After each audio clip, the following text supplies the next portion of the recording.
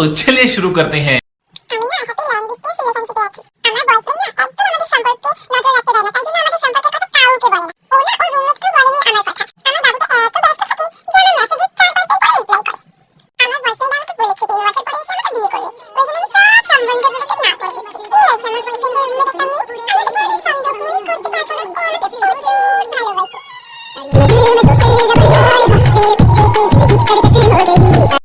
आइए देखते हैं बैठन मजा आएगा।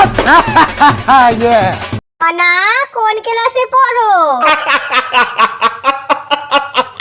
না হোমওয়ার্ক করেছিস আজকে? नहीं। তাই 3 বছর পর বিয়ের কথা বলছিস, তোর 18 হয়েছে? नहीं। এখন সন্দেহ করো মনা, পরে আর কিছুই করার থাকবে না। अच्छा, এটা দেখার জন্যই তো বেঁচেছিলাম ভাই। ठीक है, समझ गया। এই সময় যখন এইসব ভাবতাম তখন আমিও গাঁজা খেতাম। कैसे कैसे लोग रहते हैं यार यहाँ पर। আই মনা, তিনজনের সুখী সংসার। प्यारी समझ गई।